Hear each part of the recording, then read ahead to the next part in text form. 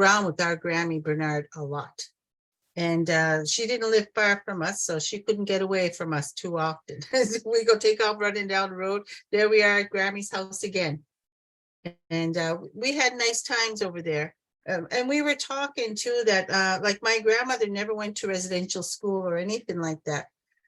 So she had a different outlook with us and the grandchildren versus my other grandmother, Tony, who was in the residential school. So she didn't have lullabies or stuff like that for us. She was a little bit more strict and on edge with us. It was more of a formal setting when we went to visit her. But my other grandmother was more relaxed, and that's part of all the trauma that she's been through, I'm sure of it.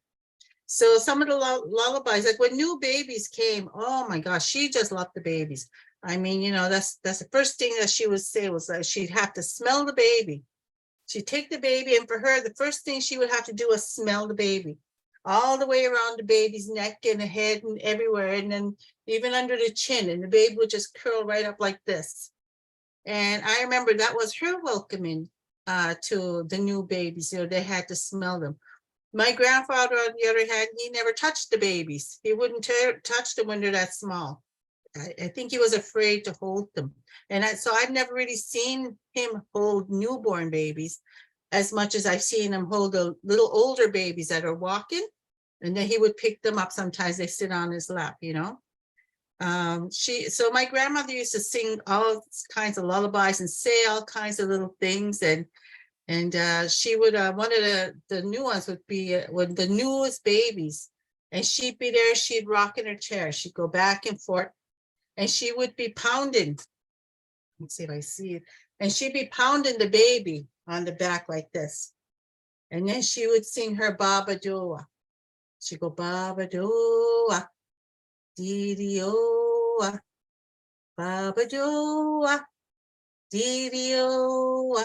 And she would say that, and then she would hold those little us at the end, like you never knew when you were going to expect them.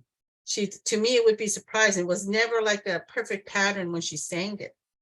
But I'll never forget that song. That's one of the songs she sang to the teeny tiny newborns. And so when you got a little bit older, and you still needed a nap, like the 1-year-olds still need a nap, but it's a little bit more active, how you have to get them to sleep. You have to be a little bit more movement. And she would sing, Boji washki wash, Boji washki wash, Boji washki wash, Boji washki wash. And like we said, we never knew what these words were, but that, and she'd do a bounce with that one.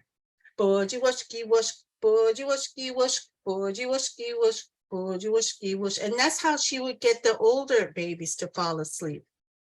And those are the two that me and Karen were talking about today.